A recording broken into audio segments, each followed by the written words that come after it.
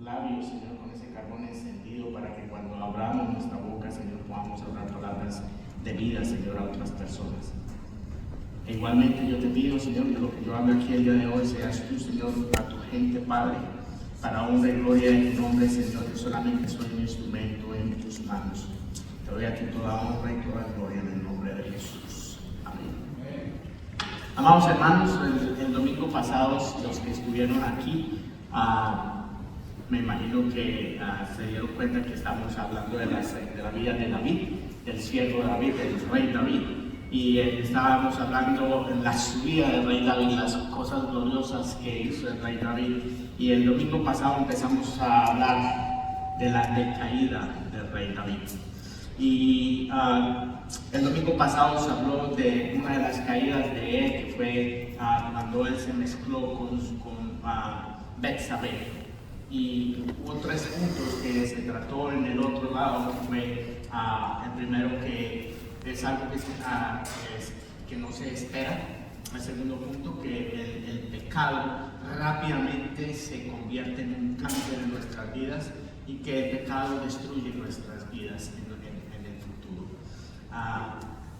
Y entonces, después de que el rey David hizo lo que hizo con Betsabé, después de que él estaba en la terraza y la miró, la deseó y la mandó llamar y la hizo suya, y después formó el complot para matar a Urias, el esposo, que consiguió hacerlo. Entonces Dios le habla al profeta Natán, y el profeta Natán va y le habla a David, le dice: compadre, venga, necesito hablar con usted, sentémonos, tomémonos un cafecito colombiano, si usted quiere, tomámonos un taquito, el Taco Tuesday, ¿sí? Y entonces venga y hablamos. Entonces dice la palabra de Dios en 2 de Samuel capítulo 12, que le dice Natán a David: 2 hombres vivían en un pueblo, el uno era rico y el otro era pobre. El rico tenía muchísimas ovejas y vacas, en cambio el pobre no tenía más que una sola ovejita que él mismo había comprado y criado. La ovejita creció con él y con sus hijos, comía de su plato, bebía de su vaso y dormía en su regazo. Era para ese hombre como su propia hija. Pero sucedió que un viajero llegó de visita a la casa del hombre rico. Y como este no quería matar ninguna de sus propias ovejas o vacas, para darle de comer al huésped, le quitó al hombre pobre su única ovejita. Tan grande fue el enojo de David al escuchar esto, que le respondió a Natán: tan cierto como que el Señor vive, que quien hizo esto merece la muerte. ¿Cómo pudo hacer algo tan ruin? Ahora pagará 4 veces el valor de la oveja. Y entonces Natán le dice a David: adivine quién es ese hombre, compadre. Ese hombre eres tú. Le salió completamente diferente. David fue expuesto. David pensó que lo que él estaba haciendo, nadie se estaba dando cuenta, pero los ojos del Señor estaban puestos sobre David. Pero David era el rey. Y usted va a decir: bueno, yo no soy el rey, soy el rey de la casa, aquí está usted, es el hombre de la casa, usted es la mujer de la casa. Nadie se da cuenta de lo que nosotros hacemos, pero Dios siempre está mirándonos.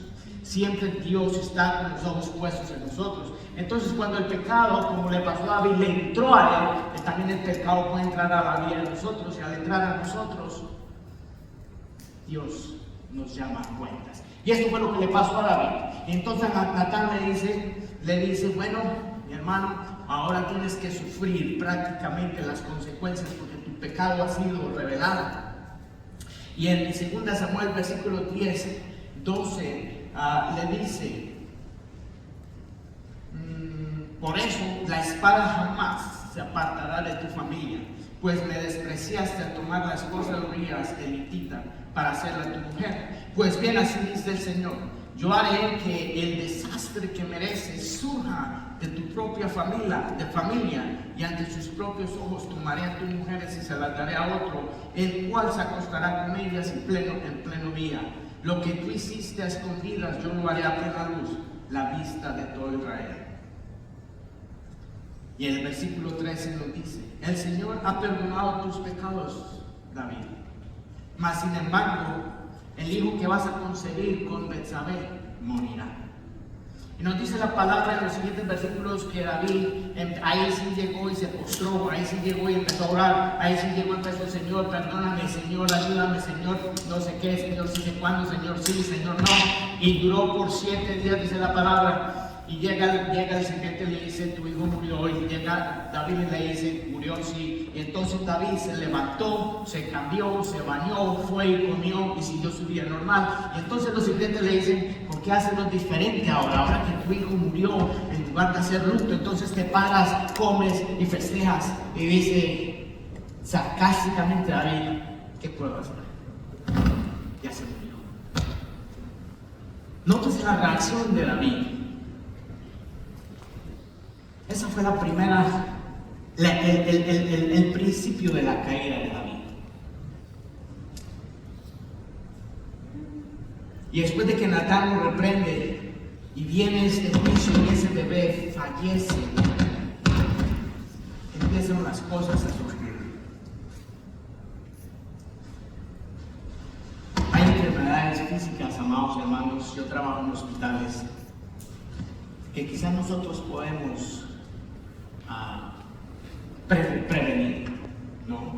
Hay enfermedades cardíacas que son las mismas enfermedades cardiovasculares, diabetes la número 2, obesidad, hipertensión, enfermedades respiratorias. Ese tipo de enfermedades nosotros las podemos prevenir. Pero el domingo pasado hablamos de que el pecado es como el cáncer que se derrama, que se desprende o se derrama por todo el cuerpo.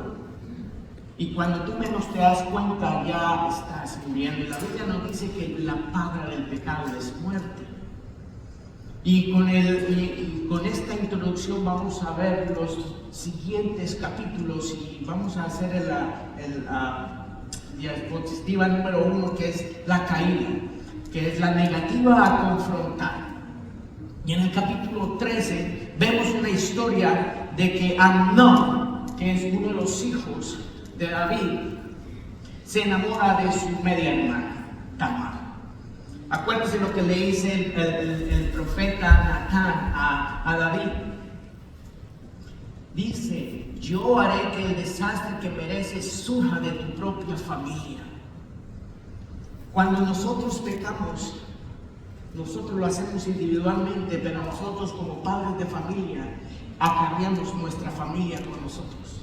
Y entonces el juicio vino para la familia de David, y Amnón, que era uno de los hijos de David, se enamora de su media hermana Tamar. Y usted puede leer en todo el capítulo 13 todo el complot que hizo Amnón. Acuérdese el complot que hizo David anteriormente con Betsabé. Ahora el hijo de David hace un complot para acostarse con su hija, con su media hermana Tamar. Y entonces la manda a llamar diciéndole, dice al papá, le dice a David: padre, me siento enfermo en el día de hoy y quiero que mi media hermana venga y me cocine. Y entonces David, en su mediocridad, en su ingenuidad, porque todavía estaba ciego de su pecado, porque eso es lo que el pecado hace en nosotros, nos coloca ciegos. Entonces David le dice: claro, mi hijo, yo te la llamo. Y entonces llama a Tamar: por favor, ven y cocínale a tu hermano. Y cuando llega Tamar, Amnón cambia el sistema y la hace suya. Y vemos toda la historia de cómo Amnón desvaloró a su hermana Tamar. Y vemos que hubo unos eventos claves en este capítulo. Primero que todo, en los primeros versículos 1 y 2, la lujuria de Amnón, el deseo por su media hermana. El segundo fue la violación, como él la violó, abusó de ella. Y en los versículos 19 al 20, lo que produjo esto en la vida de Tamar, la vida era totalmente negativo. Dice la Biblia que Tamar era una mujer bella, hermosa, joven, reluciente, resplandeciente. Pero de acuerdo a la ley, cuando a ti te ocurre como mujer eso, eres rechazada por la ley. Y Tamar le pidió a Amnón que no fuera así, que no lo hiciera. Mas sin embargo, con ese pecado enceguecido de Amnón, hizo lo que hizo. Y la desolación de Tamar fue fuerte. Se estaba cumpliendo lo que el profeta Natán le había dicho a David, que iba a pasar por la familia. Igualmente, vemos esta injusticia familiar. ¿Qué fue lo que pasó ahí? Tamar era hermana de Absalón, otro hijo de David. David tenía bastantes esposas. Y Absalón empieza a tener un odio en contra de su hermano, de su medio hermano Amnón. Empieza ese resentimiento a seguir creciendo en el corazón. Si me pasa el otro. ¿Por qué? Tamar le comparte esto a Absalón, y Absalón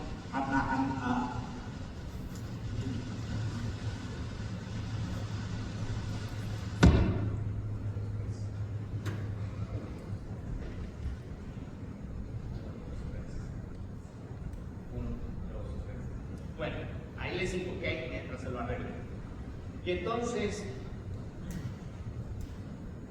Absalón no le jura a Tamar. Absalón no le dice nada a Tamar, dice tranquila, mi hermanita linda, está bien, pero durante 2 años Absalón estuvo guardándolo en su corazón y empezó a ejercitar ese odio en contra de su hermano Amnón. Entonces vemos que en los versículos 13 y 13, vemos todo este pecado. Amnón viola a su media hermana. Absalón empieza a tener un resentimiento, un odio en contra de su medio hermano Absalón. Y culmina matando a su hermano. Absalón mata a su medio hermano Amnón. Y después de que sucede esto, Absalón huye del territorio. ¿Por qué? Porque su padre David, a pesar de que era el hijo de David, él había matado a su otro hijo. Y nos dice la Biblia que Amnón se fue a tierra de Jesús, que era la tierra de su abuela materna. El fracaso central, amado hermano, aquí fue que durante 2 años Absalón creció con odio, se creció ese odio, y permitiendo esa injusticia, el rey David no hizo nada. Amnón violó a la hermana. David fue enterado de eso y no movió un solo dedo, ni siquiera para reclamarle a Amnón. Y entonces Absalón, con tanta ira de que su padre no hizo nada, dijo: yo tomo la justicia por mis propias manos, y mató a su hermano. Y entonces, con el miedo de que su padre David hiciera algo en esta vez en contra de él, huyó. Y eso es el capítulo 13. El pecado, como telarañas en el alma, nos aborda en la familia. Como lo decía el pastor Daniel, nos dicen que van a empezar el grupo de matrimonios y el enemigo ataca a la familia. Exactamente eso es lo que estamos viendo aquí el día de hoy. El enemigo atacó al rey David por medio de la familia. Permitió David que el pecado entrara a su casa. y se hizo el holgazán, se hizo el sordo, se hizo el ciego, como le quieran llamar ustedes. Y no hizo nada David. Pero la mano de Dios estaba ahí. Nosotros como padres, como líderes, necesitamos evitar que el pecado entre a nuestras vidas. Pero nosotros necesitamos abordar con amor, con humildad y con autoridad. Cuando nosotros necesitamos como padres hablar con nuestros hijos, o como madres hablar con nuestros hijos o hijas, y no recriminarlos, pero disciplinarlos en el Señor.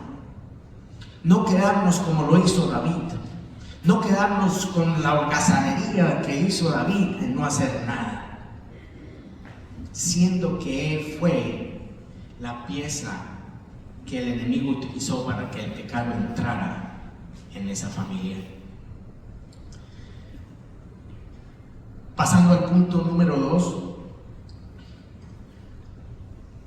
vemos que la impiedad sigue creciendo y creciendo. Y son los capítulos 14, 15, 16 y 17. Y entonces Absalón, que mató a Amnón, él huyó y se fue a tierra de la mamá materna. Y entonces Joab hace lo imposible. Joab era un siervo de David.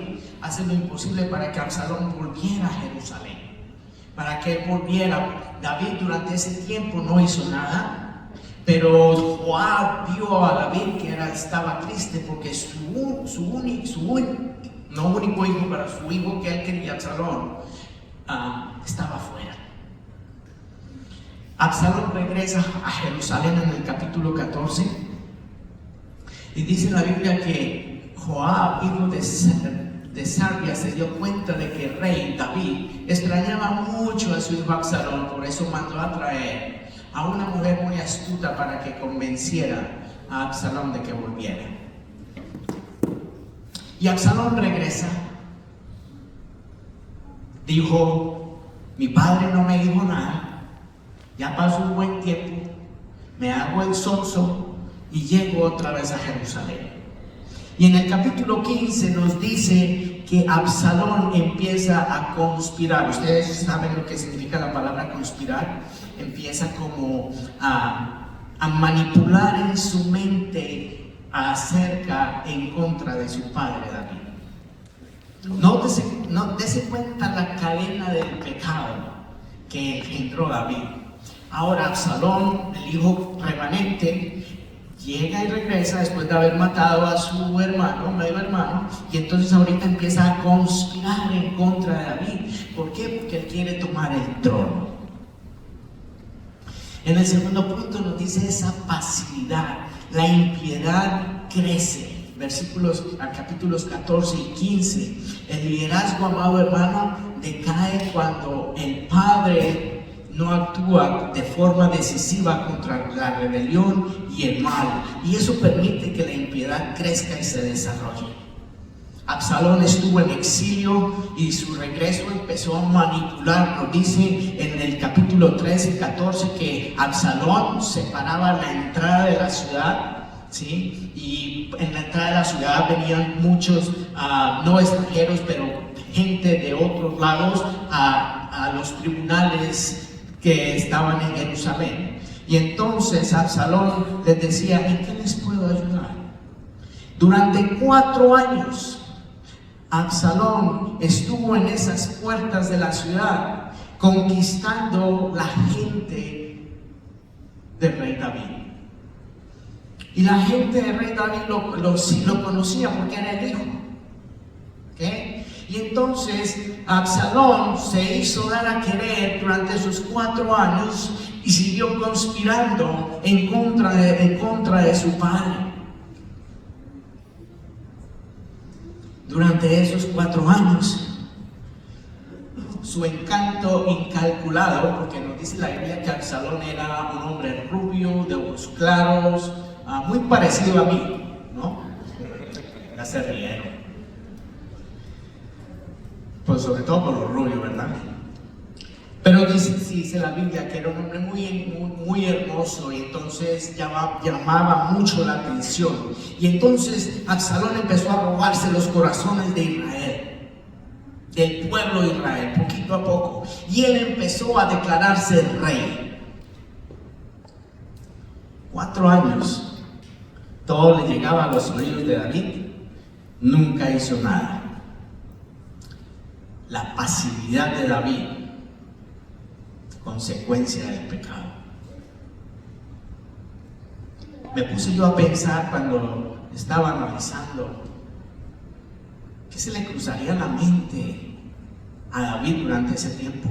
Mas sin embargo, durante ese tiempo David escribió uno de los mejores salmos, que es el Salmo 100, y vemos: Dios, tú le diste palabra a este hombre en medio de esa pasividad, en medio de su pecado. Ten misericordia a nosotros. Y ya en el capítulo 16, este muchacho, el hijo de David, Absalón, no solamente empezó a conspirar en contra de su papá, pero ahora empezó a hacer un plan para matarlo. No, escúchese bien que él estaba declarándose ser el rey.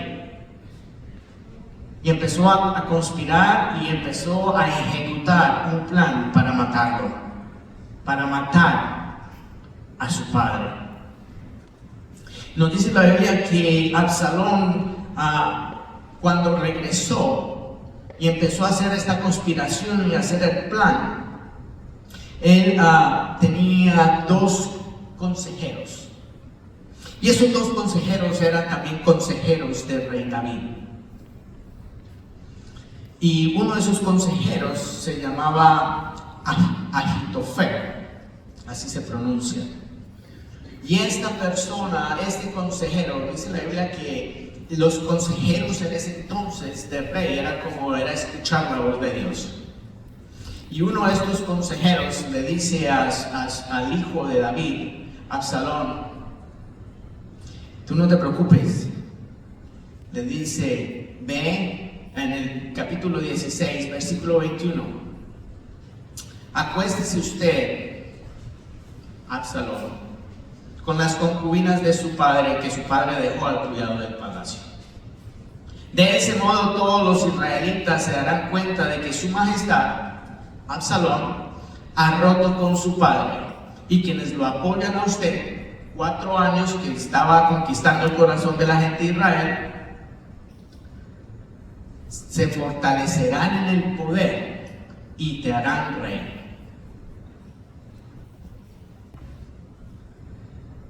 Y nos dice aquí, versículo 23, en aquella época recibir el consejo de Ahitofel era como oír la palabra misma de Dios, y esto era así tanto para David como para Absalón.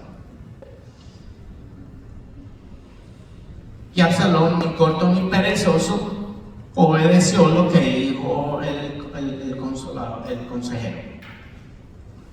Más pecado sobre la familia. Y en el capítulo 17, el otro consejero, que se llama Husai, después de Absalón haber abusado de las concubinas de su padre, y volvemos a lo mismo, David no había hecho nada. Él sabía todo lo que estaba aconteciendo, siguió haciéndose el sordo, el ciego, sin hacer nada, con esa pasividad. Y entonces Absalón dice: necesito matar a mi padre, porque quiero quedarme en el trono. Ya tengo prácticamente 3/4 de la gente a favor mío. Ya los tengo, ya me los eché al bolsillo, ya les pinté pajaritos en el cielo, y yo sé que ellos van a votar por mí cuando toque. Y entonces necesito matarlo. Y entonces reúne otra vez a sus 2 consejeros, y entonces Ahitofel le dice: ve y mátalo, toma tus hombres y acorrálalo, porque él está huyendo, porque David huye de Jerusalén. Y el otro, Husai, le dice: no lo ataques, no lo hagas nada. Husai era consejero también de David, y fue y le dijo a David: tu hijo te quiere matar. Y ahí fue cuando David huyó de Jerusalén. Amado hermano, después de que David huyó, el reino se dividió. Y David huye y se esconde por allá en un territorio con sus soldados. Llega Usai y le dice: Rey David, tu hijo está buscando para matarte, ¿qué debo hacer? Y entonces el rey David le da la orden a 3 personas que vayan a la batalla. Y ahorita vamos allá. ¿Por qué? Porque David quería, más sin embargo, estarse en el trono. Y la batalla empieza, una batalla entre Absalón y David, no entre ellos dos físicamente, pero entre sus soldados. Y David le dice a sus 3 soldados, a Joab, David divide su ejército en 3 unidades y le dice a ellos que no me traten duro al joven. En otras palabras, tráiganmelo vivo si lo llegan a apresar. Sí, no me lo maten.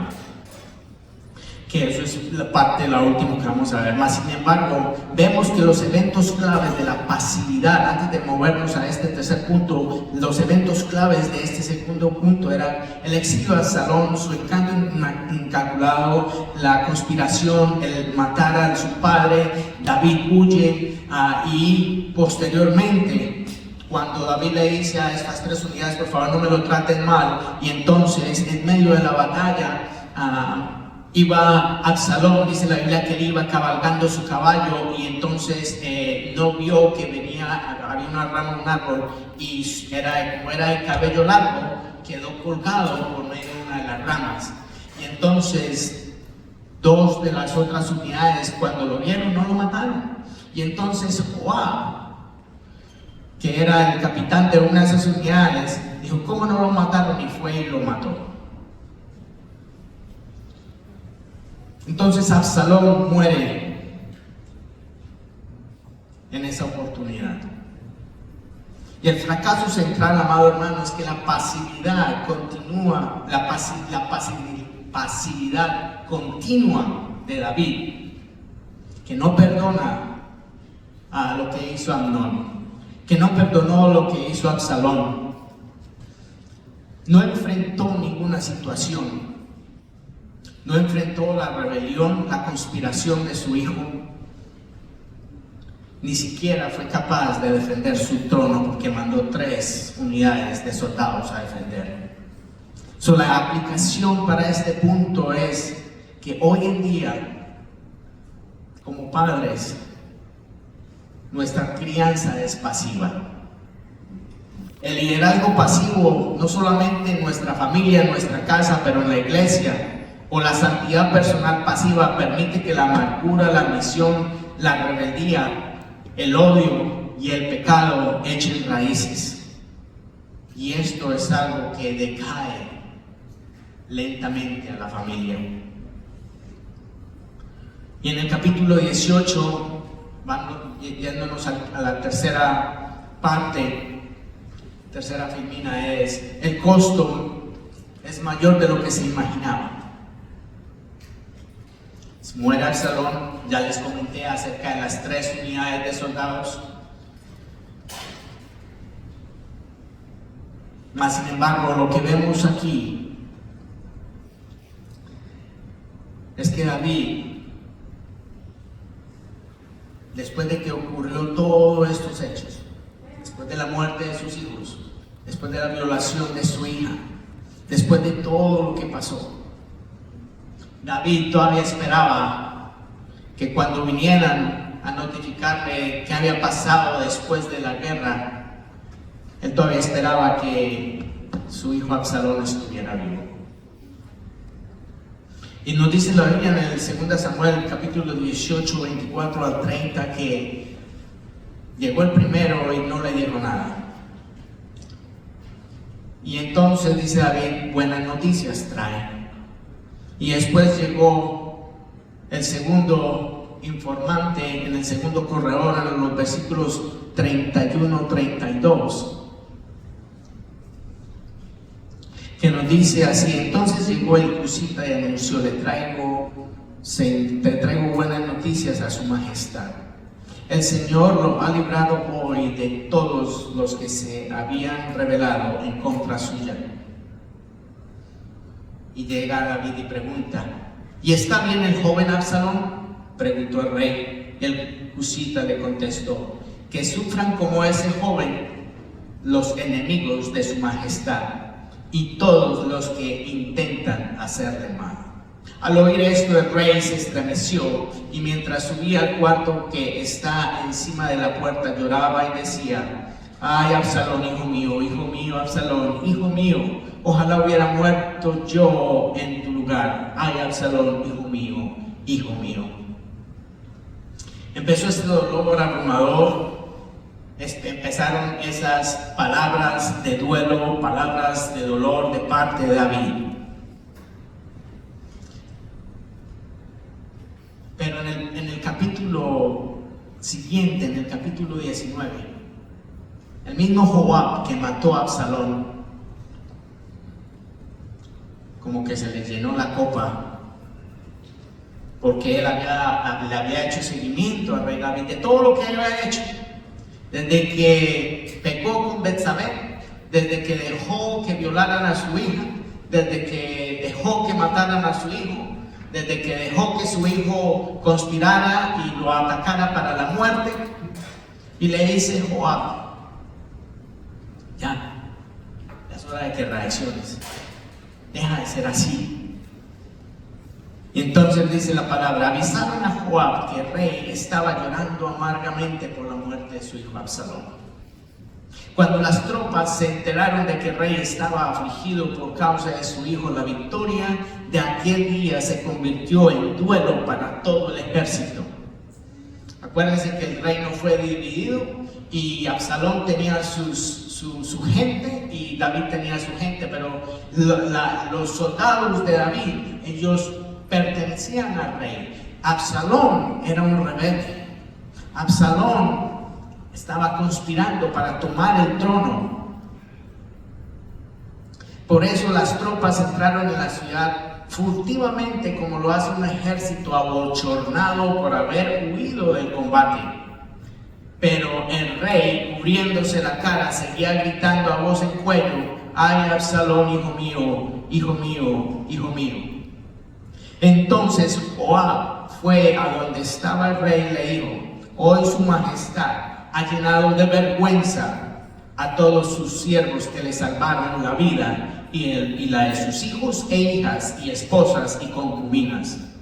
Usted ama a quienes lo odian y odia a quienes lo aman. Hoy ha dejado muy en claro que nada le importan sus generales ni sus soldados.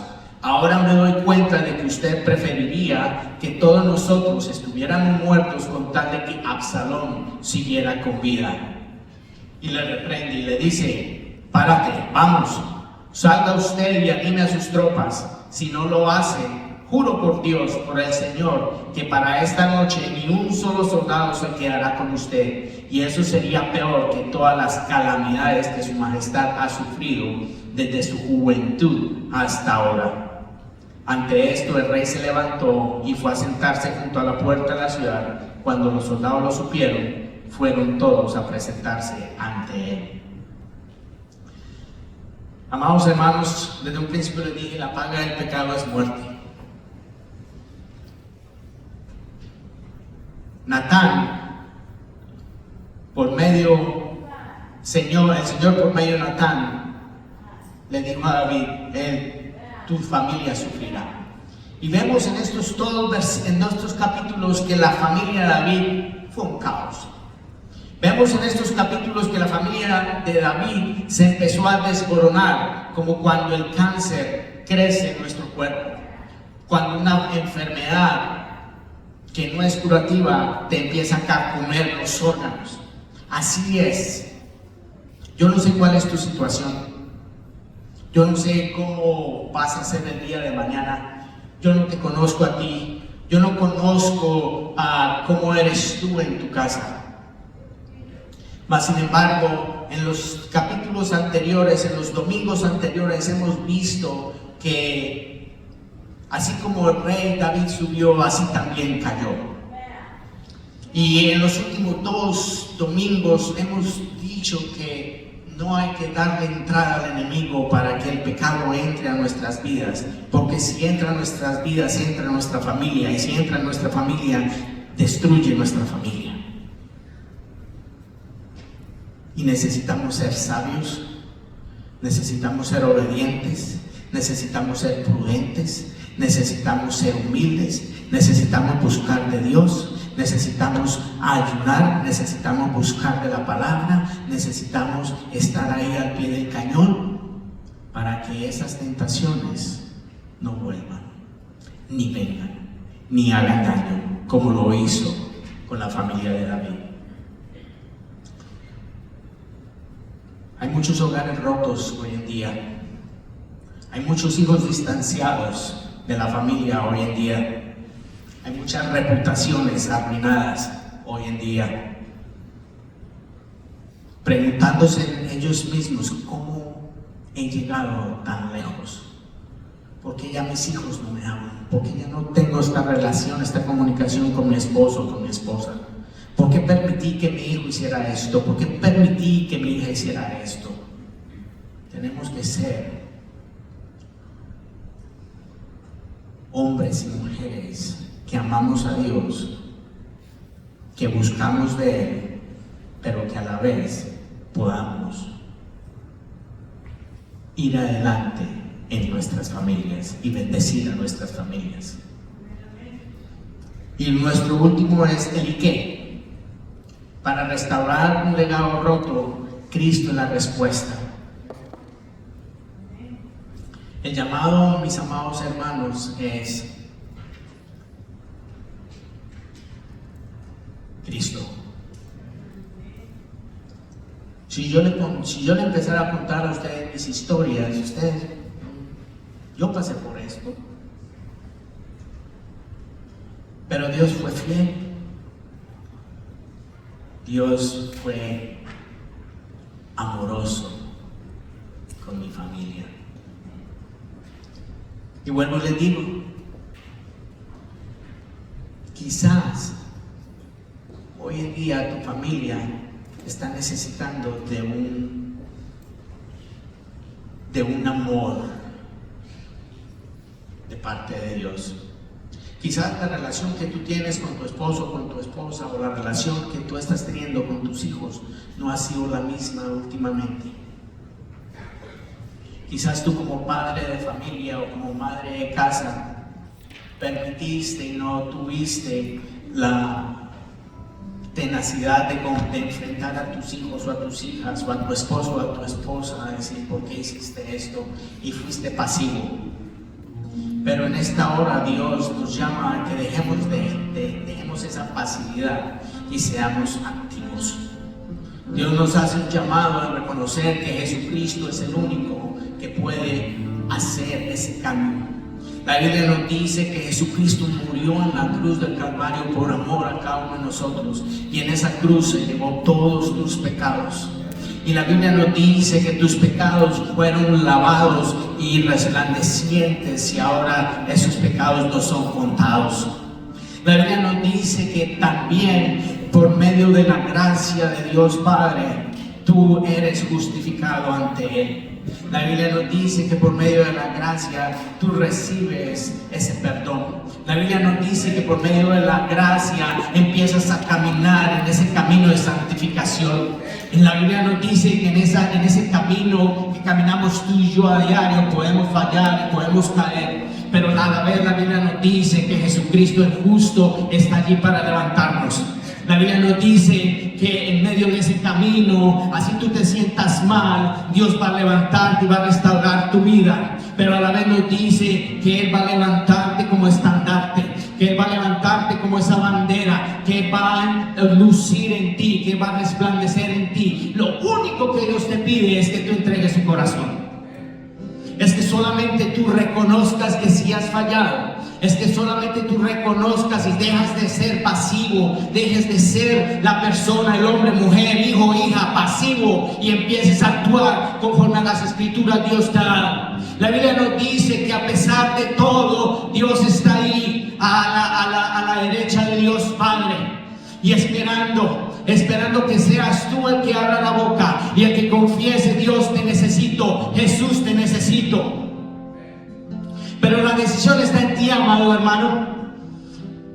La iglesia es un instrumento que Dios utiliza para edificarte día a día. La iglesia puede tener 10,000 grupos, pero si tú no reconoces en tu propia vida, de tu corazón, ninguna asistencia de ese grupo va a ser válida, porque vas a seguir en lo mismo, vas a seguir como lo hizo David. No queremos como iglesia que seamos ese David. Queremos que cuando nuestros hijos y los hijos de nuestros hijos se hablen de ti, digan: mi abuelo, mi abuela, mi papá, mi mamá era una persona de Dios, que construyó la familia en el temor de Dios. Hermano, en esta hora Dios nos llama a no ser pasivos. Nos llama a que seamos hombres y mujeres entregados a la palabra de Dios. Y si eres tú esa persona, yo te invito a que tú te pongas de pie. Ponte ahora mismo si quieres. Levántate. Vamos en esta hora a entregar a Dios todo lo que Dios quiere hacer para cada uno de nosotros. Mientras los de la alabanza empiezan a cantar, yo te invito allí que tú cierres tus ojos. Y si necesitas hablar con Dios, habla con Dios. Si necesitas expresarle a Dios lo que necesitas expresarle, habla. Mientras la música está de fondo, dile: Dios, aquí estoy. Derrama tu gracia sobre mí. Derrama tu amor sobre mí. Reconoce que eres pecador. Dios, estamos aquí. Reconoce que hemos fallado. Y si no has fallado, bendito sea Dios. Intercede por una persona que conozcas. Y si no eres fallado, bendito sea, gloria sea de Dios. Es el tiempo en que tú puedes ser instrumento para que otras personas conozcan de Dios. Entrégale a Dios lo que no te pertenece. Entrégale a Dios lo que te está haciendo mal. No dejes que esa enfermedad, no dejes que ese cáncer, no dejes que ese pecado siga más en tu familia, porque Dios te ha traído a cortar con eso el día de hoy.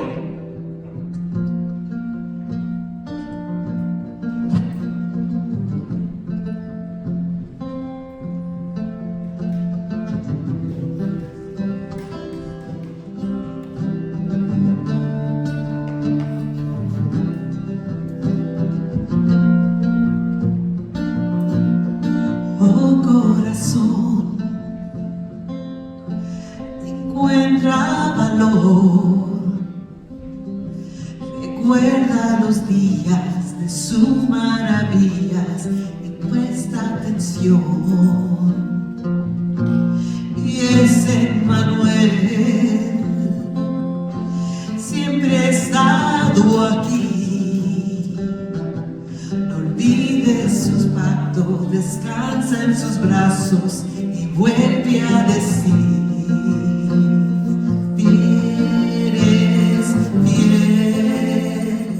fiel hasta el final, nunca fallarás.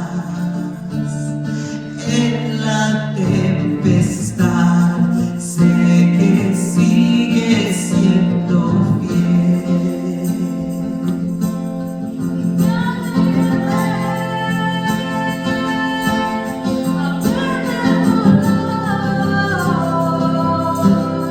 Pues soy tu mamá.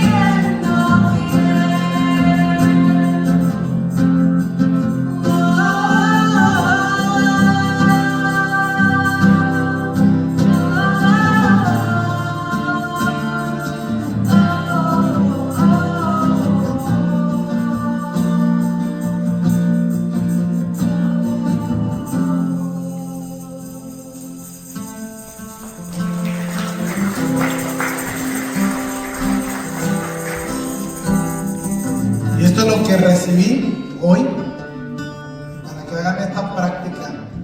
¿Qué Dios me dijo hoy? Como esposo, como padre, si peco, voy a traer maldición a mis hijos y a mi futura generación. Yo soy el que le abro las puertas al diablo y al pecado para que entre a mis hijos. Y como hombre, como padre, tengo que guardarme, tengo que enfocarme con el Señor, tengo que estar con el Señor para evitar la destrucción de mi reino, que es mi familia. Nosotros somos los reyes de nuestra familia. Tú y tu esposa no pueden dividir ese reino. Uno no se puede descuidar, o uno no tiene que estar más en serio que el otro. Los dos tienen que estar metidos con el Señor.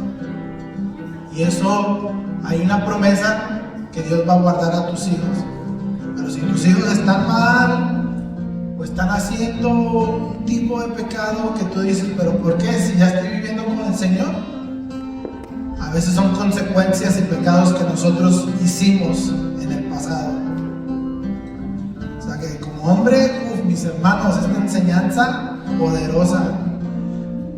Y en esta mañana voy a dar un anuncio, y me perdonan, pero es bien importante. Tenemos una familia bella, hermosa, que ellos han podido ponerse en serio con el Señor, los dos. Y quiero exaltar, pues, de que yo he podido ver el crecimiento. Yo no estuve aquí al inicio cuando ellos empezaron, incluso fue mi hermano y su esposa, César, que fueron los que conocieron, más aparte los casó César. Y ahora ellos son unas personas que admiramos, que amamos, que están bendiciendo a la iglesia, que están bendiciendo a la comunidad, que tenían un hijo y ahora tienen 3. O sea, no, esta gente ha sido transformada y nos ha impactado su estilo de vivir. Y ahora, pues, como familia, le están creyendo al Señor, que Dios tiene un propósito con ellos. No importa dónde estén, ellos van a ser obedientes. Y yo me he admirado de la valentía, especialmente de Diana. Estoy hablando de Diana y Daniel. Si no conocen muy bien a Diana, Diana tiene un corazonzote tan bello. Mi hermano es un hombre apasionado por Dios. Y he podido conocerlos un montón. O sea, yo los amo, ellos son mi familia, son mis amigos. Me duele que, pues, se nos van a ir a Colombia. Pero quería, pues, anunciarlo a la iglesia. No es que se nos van, sino que se nos van como misioneros allá a Colombia a poder impartir todo lo que ellos han aprendido, todo lo que ellos han recibido. Quieren llevarlo también a Colombia. Y si tienen una pregunta o algo, se pueden acercar a ellos. Pero ellos han tomado la decisión, pues, de regresar. Quiero que vengan acá un momento, todos los 3. A César, o yo me bajo mejor. A César y a su esposa pueden venir para que me ayuden a orar. Y también cualquier persona que sea amigo y amiga de Diana pueden venir acá también, por favor. Y les pedimos a Diana que hable, ¿no? Porque si no, aquí va a empezar a llorar. Buenos días, hermanos. La verdad, lloro de tristeza y también de alegría porque ustedes fueron mi familia acá. Ustedes nos recibieron desde el primer día y suplieron todas nuestras necesidades, desde el amigo, la comida, en que nos puedo servir, llevar a mi hijo a la escuela si no podíamos. Todas fueron mis hermanas en Cristo. Las quiero muchísimo. Nos ayudaron a crecer. Acogieron a mi esposo en el grupo de hombres y lo edificaron. Veníamos rotos como familia. Y la verdad, Dios fue tan maravilloso de traernos acá que ahora nos vamos como una familia construida y con Cristo en el centro de nuestra familia. Los amamos y esperamos seguir ayudando a otras personas en nuestro país. Gracias, de verdad que no tengo otra palabra más que decirles que gracias. Es una iglesia pequeña, pero es una iglesia que edifica, que sirve, que ayuda, que construye. Y también quería darle las gracias al pastor César y al pastor Daniel, que como Dios lo dice en la Biblia, cuidó de estas ovejas que llegaron a ellos de la forma más calurosa, como un padre cuida a sus hijos. Eso fueron estos dos pastores para nuestra familia. Los amamos y esperamos verlos en alguna otra oportunidad. Amén. Vamos a orar. A los que están aquí, extiendan sus manos. Los que están allá, extiendan sus manos. No perdemos una familia. Mandamos una familia al servicio de Dios a otro lado. Eso es lo que vamos a hacer. Y Dios sabe cómo hacer las cosas. Así como el pastor Daniel dice, sí, nos da tristeza en nuestro corazón, porque son hijos espirituales de Hearts en español. Son hijos espirituales. Y no nos duele, nos alegra, mas sin embargo Dios va a estar con ellos. Vamos a orar. Amantísimo Padre Celestial, te damos a ti, gracias Dios por la vida de Daniel, de Diana y su hijo, Padre. Dios, tú sabes, Señor, el propósito por el cual tú los trajiste, Señor, aquí a este país. Quizás, Señor, como inmigrantes con un sueño americano, pero el verdadero propósito se cumplió en los últimos 2-3 años de su estadía aquí, Señor. Dios, tú los trajiste un día reclamando comida en el food pantry aquí, Dios.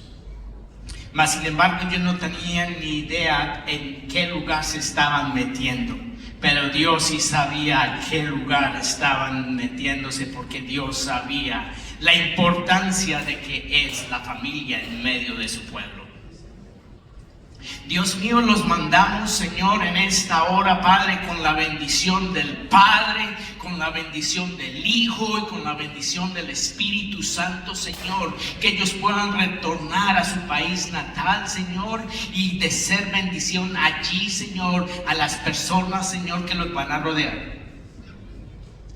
Padre, que cuando ellos lleguen a su país natal, a su ciudad natal, Padre, puedan ser acogidos por sus familiares, Señor, puedan recibirlos con amor, con regocijo, Señor, y que ellos, Señor, tanto Daniel, Diana y su pequeño, sean instrumentos, Señor, para el conocimiento de otras personas allá, Padre. Te pedimos, Señor, que tú les pongas en un lugar, en una iglesia donde ellos puedan ejercitar los dones y los talentos espirituales que les has dado, Padre. Te pedimos, Padre, que la cobertura de tu Espíritu Santo sea con ellos. Dale sabiduría a Daniel como jefe de hogar. Dale sabiduría a Diana como ayuda idónea. Que ellos, que como padres sean padres de ejemplo para su pequeño, Padre, y que su pequeño sea de ejemplo para otras generaciones. En el nombre de Jesús de Nazaret, en el nombre de Jesús de Nazaret, declaramos victoria,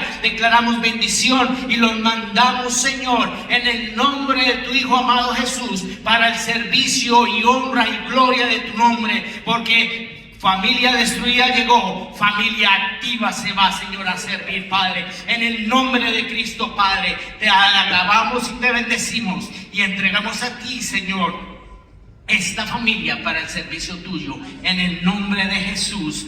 Amén, amén y amén y amén.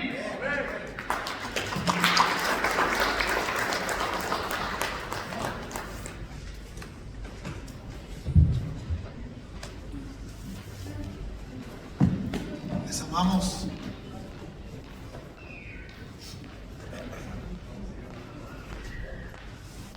Y por favor, pregúntenle, yo sé que son como 2-3 semanas que van a estar.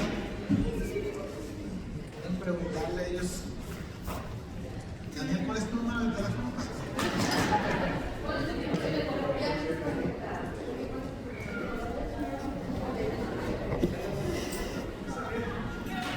Personalmente, gracias a todos. Es muy especial el momento que yo viví acá en mi vida y el Señor me construyó totalmente. Yo llegué destruido, llegué sin familia. Él me bendijo en su infinita gracia, me puso en este hogar, me dio amigos, me dio familia, comida, techo, todo lo que dijo mi esposa.